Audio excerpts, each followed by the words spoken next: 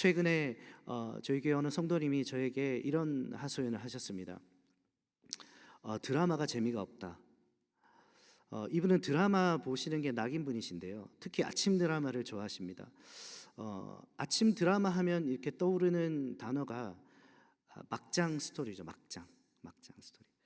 한 번 발을 들여놓으면 절대 빠져나올 수 없는 그 늪과 같은 것이 막장 드라마입니다. 근데 저희가 아침에 일어나서 가장 먼저 하는 이 큐티 시간에 저희가 살펴보고 있는 이 야곱의 가정의 스토리가 그 어떤 드라마보다 더 막장이어서 이제 어떤 드라마를 봐도 흥미를 못 느낀다, 뭐 이런 하소연이었습니다. 물론 뭐 농담으로 이렇게 하신 이야기시긴 한데요, 근데 사실 정말 이 야곱의 가정을 살펴보면요, 정말 이럴 수가 있나 싶을 정도로 막장인 것은 틀림이 없는 것 같습니다. 동생이 형의 그 축복을 가로채겠다 하여서 아비를 속이고, 그 동생을 형은 또 죽이겠다고 덤벼들고, 그래서 멀리 도망온 조카를 외삼촌은 이때다 하고 20년간이나 종처럼 부려먹죠. 자매를 아내로 동시에 맞이한 것도 사실 굉장히 막장적인 내용 아닙니까? 그런데 그 자매가 평생을 서로 시기하고 질투하고 그렇게 원수처럼 지냅니다. 겨우 형과 화해해서 이제 고향에서 좀 편안하게 사나 싶었는데, 이번에 자식들이 살인마가 되어서 주변의 모든 부족의 원한을 사죠. 그리고 심지어는 아버지의 편애를 이유로 친동생을 죽이려다 못해 돈을 받고 종으로 팔아버리는 그런 일까지 일어납니다. 정말 막장 중에 막장 집안 이야기가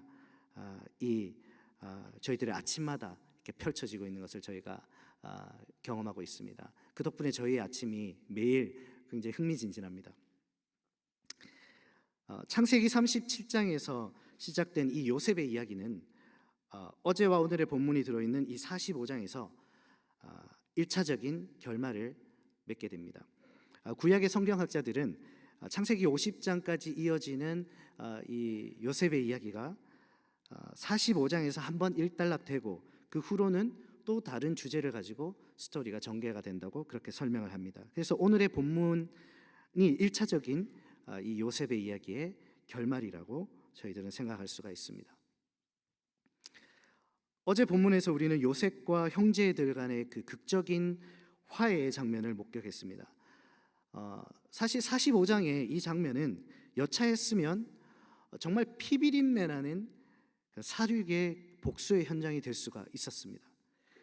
요셉이 만약에 화해가 아닌 복수를 계획하고 있었다면 그 타이밍은 자신의 진짜 정체를 드러내는 바로 이 순간이었을 것입니다. 그러나 자칫 참혹한 그 사륙의 복수의 현장이 될 수 있었던 이 이야기는 우리에게 복수의 통쾌감 대신에 눈물과 용서의 카타르시스로 우리를 인도합니다. 복수를 화해로 바꾸게 한 이 극적 전환의 배경에는 물론 하나님이 하셨습니다라는 요셉의 신앙의 고백이 있었음을 우리는 너무나 잘 알고 있습니다. 하나님이 우리 인생의 주권자이심을 고백하는 그런 신앙의 고백이었습니다. 흔히 세상 사람들이 신앙을 가진 저희들을 향해서 나 약하다, 너희들은 약하다, 이런 말을 잘 합니다. 내 주먹을 믿어라, 뭐 이런 말을 하죠. 모든 것을 하나님 뜻에 맡기고 사는 이 모습이 좀 이렇게 소극적이고 약해 보이나 봅니다. 하지만 하나님이 다 하셨습니다 라는 이 고백은 결코 쉬운 고백도 아니고 나약하지도 않습니다. 오히려 쉽다면 복수가 쉬운 것이죠. 겨우 18살밖에 안 된 그 소년도 자신의 손에 자동소총을 들고 그것을 난사하는 방법으로 자기가 평소에 적이라고 생각했던 세상에 있는 모든 사람들이 두려움과 슬픔에 떨게 만들 수가 있습니다. 복수는 강하지 않아도 누구에게도 가능한 일입니다. 그러나 하나님이 하셨다라는 이 신앙의 고백이 가지고 있는 힘은 그것과는 차원이 다른 것입니다. 세상에 무서울 것이 없는 권력자, 누구도 막을 사람이 없는 그 권력자 애굽의 총리가 자신의 원수에게 그 쏟아내는 그 맹렬한 분노를 억누르고 잠재울 수 있을 만큼 이 신앙의 고백은 강력한 것입니다. 이게 진짜 힘이다라는 것을 우리는 요셉의 이야기를 통해서 다시 한번 깨닫게 되는 것 같습니다. 이 요셉의 신앙의 고백으로 용서와 화해의 장이 된 이야기는 이제 요셉이 그 형제들을 다시 고향으로 돌려보내는 이야기로 이어집니다. 애굽의 왕 바로가 기뻐하면서 약속합니다. 너희 가족을 다 데려와라. 그러면 내가 좋은 땅을 내주고 아주 기름진 것도 내가 먹게 해주겠다. 그러면서 수레도 내주고 양식도 내주고 또 암수 나귀를 각각 10필씩 이렇게 내줬다고 기록하고 있습니다. 나귀가 20필이니까 아마 수레도 한 20대 정도 내주지 않았을까, 그렇게 저는 생각이 됩니다. 당시로서는 상상도 할 수 없는 엄청난 그런 대우였겠죠. 저희는 이민의 경험이 있어서 잘 알고 있습니다. 미국에 처음 들어올 때 저희도 이렇게 이민 가방을 이고 지고 그 입국 심사대만 이렇게 무사히 통과해도 제가 휴 하면서 이렇게 감사를 했던 그런 기억이 있지 않습니까? 그런데 본문의 이 장면은 마치 미국의 대통령이 당신의 가족을 이 미국으로 다 모시고 오셔서 여기서 사세요 하면서 자신의 전용기를 내어주는 것과 같은 그런 장면인 것이죠. 도대체 어떤 사람에게 한 나라의 왕이 여기까지 이 정도까지 해줄 수 있단 말입니까? 하나님이 요셉을 어디까지 높이셨는지를 보여주는 장면이 바로 이 장면이 아닌가, 저는 그렇게 생각이 됩니다. 요셉은 바로가 명한 모든 것을 그 형제들에게 다 내어주고 또 좋은 옷도 한 벌씩 이렇게 선물로 줍니다. 그런데 베냐민에게는 옷을 5벌이나 줬다고 기록하고 있고 은도 300개나 따로 이렇게 챙겨서 줬다고 합니다. 이게 참 피는 못 속인다고 하는 것이 요셉이 편애하는 자기 아빠를 그대로 그 기질을 닮은 것 같습니다. 그래도 자기는 편애 때문에 한번 죽을 고생을 했잖아요. 그게 좀 신경은 쓰였던지 형들에게 이렇게 당부를 합니다. 당신들은 길에서 다투지 마세요. 다투면 안 됩니다. 물론 형제들은 자신들의 악이 선으로 이렇게 갚아지는 그런 큰 은혜를 입었습니다. 그 은혜 때문에 지금 살아있는 거 아닙니까?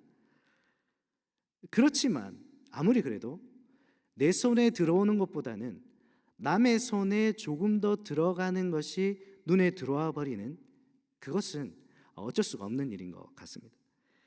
우리가 왜 같은 메뉴를 시켰는데 내 접시보다 옆 사람의 접시가 조금 더 풍성할 때 그 약간 조금 서운함을 느끼잖아요. 약간 좀 그 뭔가 기분 나쁜, 그렇지 않습니까?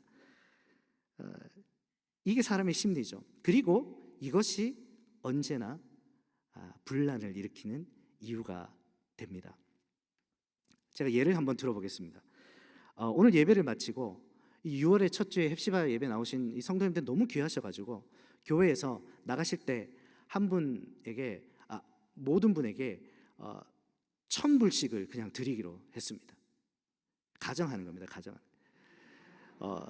다 1,000불씩 드리는데 근데 딱 한 분에게만 500불을 드렸습니다. 뭐 고의였든지 뭐 실수였든지 그런 일이 있었습니다. 그 후로 어떤 일이 일어날 것 같습니까? 저는 모태신앙으로 이렇게 자라서 평생을 교회에서 이렇게 자라기 때문에 이런 일의 결말이 어떻게 될지는 아주 동물적인 감각으로 저는 맞춰낼 수가 있습니다. 틀림없이 이런 일 후에는 교회에 분란이 일어납니다. 세상에 내가 아무런 이유 없이 호의로 500불이나 받았네, 너무 감사해, 이런 사람은 거의 없습니다. 이상하네, 왜 딴 사람은 1,000불인데 나 500불이야? 나 무시하나? 야, 기분 나쁘네. 와, 이러다가 분란이 일어나고 교회를 떠나게 됩니다. 누구나 할 거 없이 모두에게 있는 연약함이죠. 그런데 만약에 그 500불만 받은 분이 만약에 어젯밤에 복권에 당첨이 됐습니다. 1,000,000불짜리 복권에 당첨이 되었습니다. 잠이 오겠습니까? 잠을 못 자고 뒤척이다가 오늘 토요 헵시바 예배가 있는 날이구나. 그러면서 이걸 좀 하나님께 감사해야 되겠다 하면서 생전 처음 이 헵시바 자리에 나왔는데 그분이 나가다가 그만 500불을 받으신 겁니다. 어떨 것 같습니까? 그분이 삐칠 것 같습니까? 500불 때문에 분란을 일으킬 것 같습니까? 이 복권에 당첨됐다는 이 엄청난 사실이 내가 삐칠 수 있는 상황을 압도해 버릴 거라고 저는 생각을 합니다. 평소 같았으면 용납이 안 되는 일인데 정말 시시하고 사소하고 초라하고 유치한 일로 묻혀져 버릴 것입니다. 다툴 이유를 느끼지 못하는 것이죠. 지금 요셉이 당부하는 말이 그 말이라고 생각합니다. 기억하라는 거죠. 당신들이 어젯밤에 어떤 은혜로 용서를 받아 지금 목숨을 부지하고 있는지 기억하라는 것이죠. 그걸 기억한다면 다툴 수가 없을 것입니다. 그 이야기를 하고 있다고 저는 생각합니다. 또한 요셉의 당부는 이런 의미도 일 수도 있다고 저는 생각합니다. 형제들이 이제 집에 돌아가면 지금까지 되어진 이 모든 사실을 아버지에게 다 고해야 되는 그런 문제를 만나게 됩니다. 22년 전에 자신들이 요셉에게 향한 일까지도 모두 자백을 해야 합니다. 아버지가 애굽에 와서 요셉에게 이 이야기를 직접 듣게 할 수는 없는 일 아니겠습니까? 그들은 집으로 돌아가는 길에 이 문제에 대해서 반드시 의논을 해야만 했을 것입니다. 그런데 이런 종류의 일은 반드시 다툼을 일으킵니다. 반드시 다툼을 일으킵니다. 어떻게 자백하느냐에 따라서 자칫 잘못하면 나에게 더 큰 책임과 또 벌과 손해가 돌아올 수가 있는 일 아니겠습니까? 서로가 22년 전에 그 기억을 복귀하는 과정에서 본능적으로 자기에게 유리한 기억만을 끄집어낼 것입니다. 자신을 보호하기 위한 그 방어 기제가 작동시킨 자기 합리화는 그들의 기억을 심각하게 왜곡시킬 것입니다. 이 위기의 순간에 서로에게 책임을 떠넘기는 방식으로 더욱 선명하게 그 기억들이 살아날 것입니다. 이런 비슷한 일들이 얼마나 잔인하고 치열한 싸움을 일으키는지 우리는 너무나 많이 보고 경험해서 잘 알고 있습니다. 그리고 불행히도 그 대부분의 경험은 교회에서 하는 경우가 너무나 많죠. 하지 않은 말을 했다고 합니다. 자기가 한 말을 하지 않았다고 발뺌을 합니다.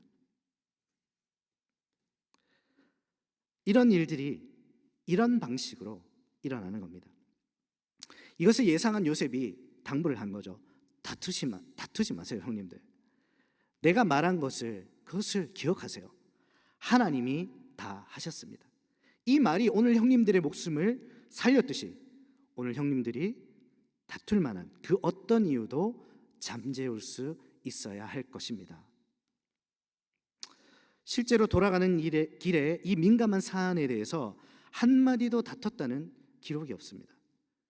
요셉의 이 믿음의 고백이 이제는 형들의 고백이 되어서 그들의 그 타락한 이기심을 잠재웠던 것 같습니다.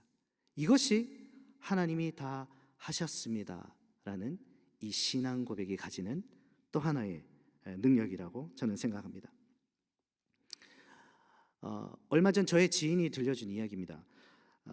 오랜만에 잘 알고 지내던 목사님과 이제 월요일 저녁에 식사하는 자리를 마련했다고 합니다. 가족이 모두 이렇게 함께. 이 목사님은 그래도 비교적 좀 이렇게 큰 교회를 담임하시는 그 목사님이었다고 합니다. 그런데 식사 중에 전화 한 통이 목사님에게 걸려왔는데 그 순간부터 목사님이 2시간 동안 그 전화기를 붙들고 쩔쩔쩔쩔 매더라는 겁니다. 무슨 하필이면 이때 무슨 교회에 큰 사고라도 났나 보다 그렇게 걱정을 하고 있는데 이 2시간의 통화가 끝나고 돌아오신 목사님이 들려주신 이야기가 어제 주일에 교회 주방에서 권사님들 사이에 큰 다툼이 일어났다고 하는 거예요. 그걸로 교회가 시끄러워졌는데 그 중에 한 권사님이 전화가 오셔가지고 2시간 동안 그분과 통화를 했다는 겁니다. 그 다툼의 이유가 뭐냐 하니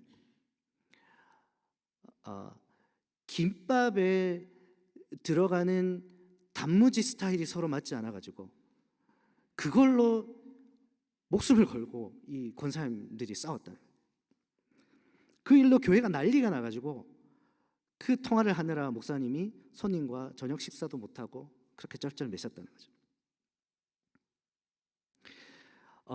단무지 스타일이 내 마음대로 되지 않으면 그게 얼마나 속상할 수 있을까요, 여러분? 사실 교회 주방이 얼마나 치열한 그 사역의 현장입니까? 그러다 보니까 사실은 이 단무지보다 더 사소한 일로도 마음이 상할 수 있는 곳이 사실은 주방이죠. 그렇지 않습니까? 그런데도 저희 교회에서는 이런 일이 지금까지 한 번도 없었으니까 정말 얼마나 대단한가 그런 생각을 해보게 됩니다. 저희가 주방에서 사역하시는 우리 권사님들, 집사님들 존경하고 사랑하는 이유가 거기에 있지 않겠습니까?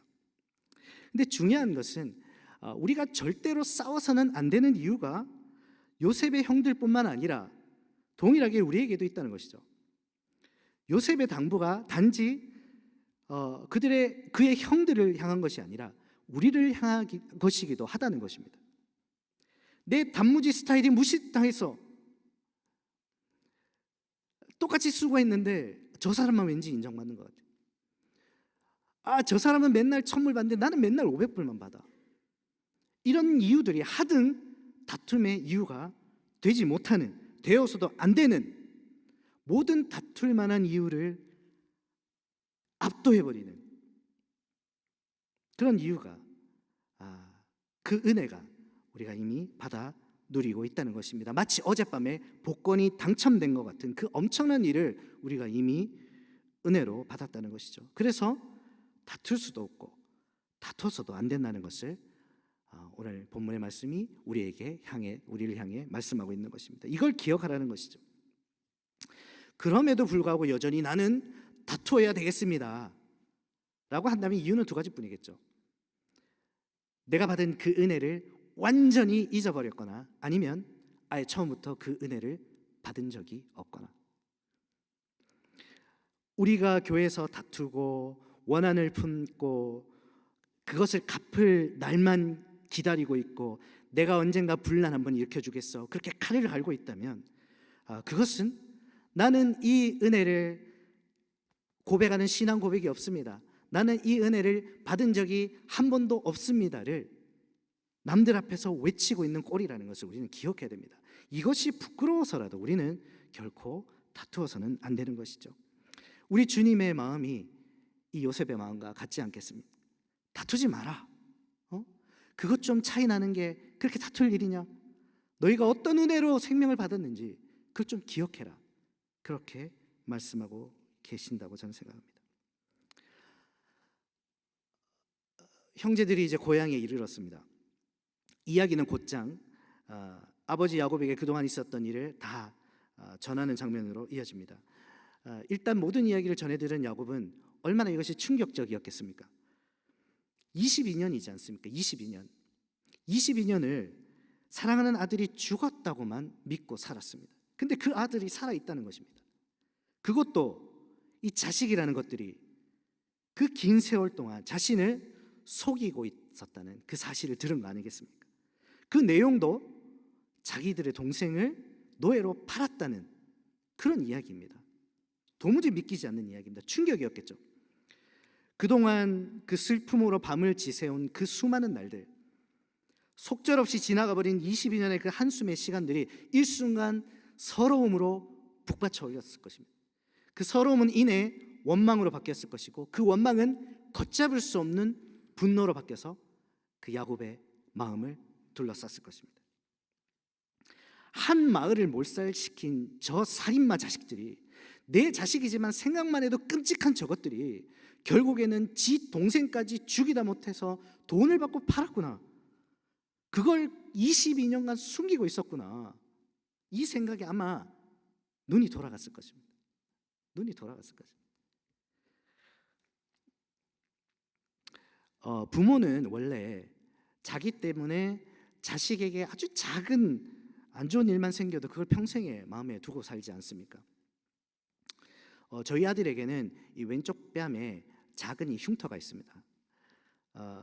2살 때 부엌에서 설거지하는 엄마 다리에 이렇게 매달려가지고 막 이렇게 빙글빙글 돌면서 놀다가 그 싱크대 아래 그 서랍 그 수납장 그 여닫이 문이 열려 있었는데 그 문 모서리에 그만 콕 하고 여기를 얼굴을 찍어버린 거예요. 그래서 여기가 움푹 패여버렸습니다. 피도 많이 나고 제 아내가 난리가 났습니다. 난리가 났습니다. 동네 용하다는 사람들은 다 찾아가서 알아보고 좋다는 약은 어디서 다 구해와가지고 닦이고 바르고 붙이고 뭐 아주 난리가 났었습니다. 그랬는데도 그때 그 상처가 지금까지 흉터로 남아 있습니다. 지금도 아내는 제 아들의 상처를 이렇게 만지면서 아이고 내가 그때 그 싱크대 문을 내가 닫았어야 됐는데 그러면서 그때의 나를 이렇게 후회를 하고 원망을 합니다. 물론 저는 그 모습을 보면서 하나님께 감사를 드리죠. 저 상처가 만약 저랑 있다가 생긴 거였으면 내가 지금 살아남아 있었을까? 나를 물 없는 웅덩이에 쳐넣지 않았을까? 그걸 생각하면 정말 감사가 절로 나옵니다. 부모의 마음이 그런 거죠. 나 때문에 아이 얼굴에 작은 흉터만 남아도 그걸 평생에 마음에 담고 후회를 하는 게 부모입니다. 야곱이 요셉을 심부름을 보냈습니다. 그 길로 아이가 영영 돌아오지 못했습니다. 찢기고 피 묻은 그 채색 옷이 돌아왔습니다. 짐승에게 찢기고 먹혔다는 증거입니다. 아들에 대한 그리움은 둘째치고 내가 그때 하필 심부름을 보내가지고 라고 시작된 그 후회가 아마 22년간 야곱의 마음을 찌르고 그를 괴롭혔을 것입니다. 그가 그 자책으로 단 하루도 편하게 잠이 들 수 있었겠습니까? 사랑한 아들이 짐승에게 찢겨서 먹혔는데 자기 때문에. 지난 세월은 그의 표현대로 수월에 내려가 있는 삶이었을 것입니다. 그리고 그 괴로워하고 힘들어하던 모습을 자식들이 다 지켜보고 있었을 것 아닙니까? 그런데 그걸 22년간이나 숨기고 있었습니다. 그 자책 가운데 괴로워하며 22년을 사는 아비에게 그것을 숨기고 있었습니다. 이게 용서가 되겠습니까? 이게 어떻게 용서가 됩니까? 그래서 이 이야기를 전해 들었다는 27절 다음에 28절은 이렇게 시작돼야 정상입니다. 야곱이 그의 아들들을 물 없는 웅덩이에 쳐넣었더라. 나중에 설사 꺼내주더라도 이 정도는 해야 되지 않습니까? 호적에서 파내고 광야로 쫓아냈더라. 뭐 이제 가서 요셉을 만나는 거야 뭐 나중 일이고, 일단은 이 나쁜 자식들을 뭐 이 정도는 뭔가 벌을 해야 되지 않습니까? 그런데 28절은 이 충격적인 소식에 대한 야곱의 반응을 이렇게 기록하고 있습니다. 28절 이스라엘이 이르되 조카도다. It is enough. 조카도다. 지금이 이게 족할 때입니까? 이게 지금 족할 때입니까? 족칠 때 아닙니까, 여러분? 족칠 때죠. 그러나 야곱의 고백은 조카도다. 이 고백이 어떻게 가능했습니까? 저는 27절에 그 이유가 적혀 있다고 생각합니다. 27절 그들이 또 요셉이 자기들에게 부탁한 모든 말로 그에게 말하매. 요셉이 부탁한 말이 어떤 말이었을까요? 어떤 말을 아버지에게 꼭 전하라고 부탁했을까요? 저희는 이미 잘 알고 있습니다. 알고 있지 않습니까? 어떤 말일까요? 그렇죠. 하나님이 다 하셨습니다. 하나님이 아버지 분노하지 마세요. 이 모든 일은 우리 가족을 살리려고 하나님이 다 하신 일입니다. 요셉의 복수심을 용서의 마음으로 바꿔진 이 강력한 신앙의 고백, 형제들이 서로 맹렬하게 다투어야만 하는 그 상황에서 그 추잡한 이기심을 허옇게 잠재우게 한 이 신앙의 고백이 22년의 눈물의 세월을 보낸 야곱의 마음을 한순간에 위로하고 내가 족합니다 주님, 그렇게 고백하게 했을 것입니다. 이것이 바로 하나님이 하셨다는 그 신앙의 고백이 가지고 있는 또 하나의 능력이라고 저는 생각을 합니다. 오늘 요셉의 이야기의 결론과도 같은 이 45장은 바로 이 신앙의 고백이 가지고 있는 능력이 어떤 것인가, 그것이 일으키는 기적이 어떤 것인가, 우리가 왜 이 신앙 고백으로 살아가야만 하는가를 우리에게 분명하게 가르쳐주고 있다고 저는 생각합니다. 이 고백으로 살아가는 우리에게 감히 누가 나약하다고 말할 수가 있겠습니까? 말씀을 이제 좀 정리하겠습니다. 야곱은 이제 절망의 세월을 뒤로하고 희망으로 나아갑니다. 죽었던 아들이 살아있다는 소식은 그에게는 부활의 소식이었습니다. 이제 가서 그 부활한 아들을 만난다는 소망은 자신을 분노케 하는 모든 상황을 압도해버리고 감격 속에서 족하다라는 고백이 터져나오게 했습니다.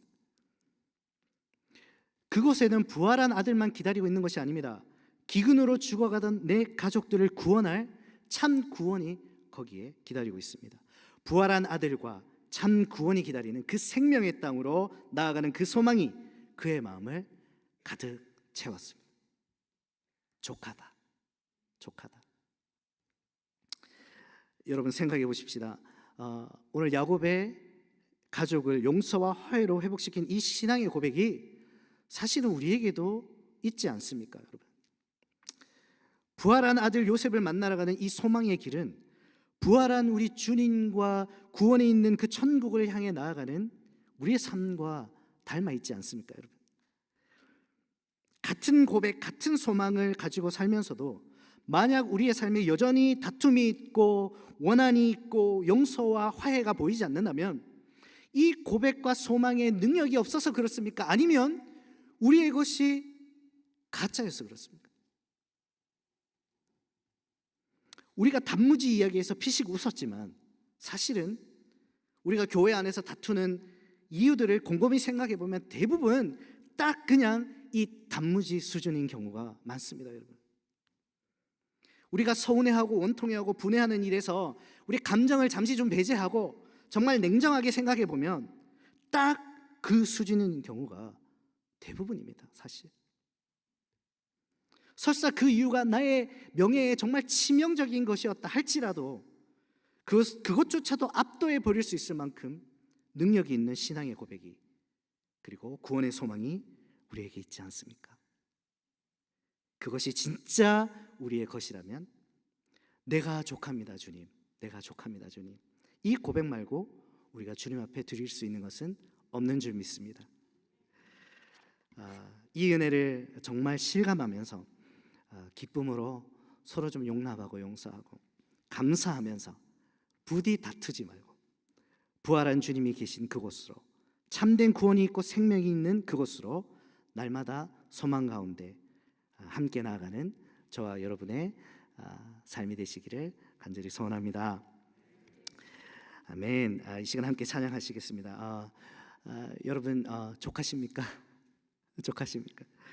하나님이 하셨다라는 이 고백이 여러분의 모든 상황을 압도하고 족하게 하십니까? 부활하신 주님께로 나아가는 이 소망의 삶에서 여러분은 참 만족함을 느끼십니까? 만만치 않은 이 세상 살아갈 때에 이 신앙의 고백 붙들고 소망 붙들고 살아갈 때 우리 하나님이 족한 은혜, 족한 힘 주실 줄 믿습니다. 아멘. 이런 고백 가지고 이 찬양 함께 우리 주님께 올려드리겠습니다.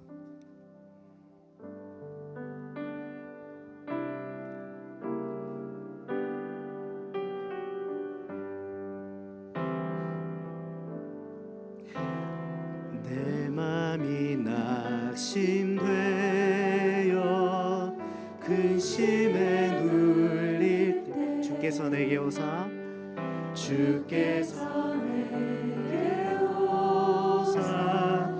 위로해 주시네 가는 길 캄캄하고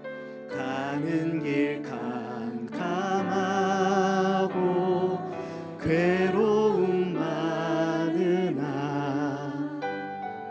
주께서 함께하며 내 짐을 우리 고백합니다. 그네가 내게 족하네 그네가 족하네 이 괴로운 세상 지날 때 그네가 족하네. 아멘 아멘 아멘. 이 시간 함께 우리 기도하겠습니다. 여러분 기도하겠습니다. 여러분 어떤 상황이 여러분을 지금 분노케 하고 있습니까? 어떤 말이 은연중에 마음에 박혀서 복수를 꿈꾸며 살게 되었습니까? 얼마나 대단한 일이길래 용서할 수 없는 마음을 여지껏 부여잡고 살고 계십니까? 그게 어떤 상황이건 그것을 이길 수 있는 길은 주님이 하셨습니다. 이 고백을 진실로 회복하게 될 때 가능할 것입니다. 부활의 그 주님을 향한 소망을 더욱 확실히 붙들 때 가능할 것입니다. 주님, 내가 이제 이 신앙의 고백, 소망 회복하기 원합니다. 내가 조카도다 고백할 수 있는 충만한 삶으로 나의 삶을 이끌어 주옵소서. 그렇게 간절히 이 시간 주님 한번 부르짖고 기도합니다. 주여, 주여, 오 주님.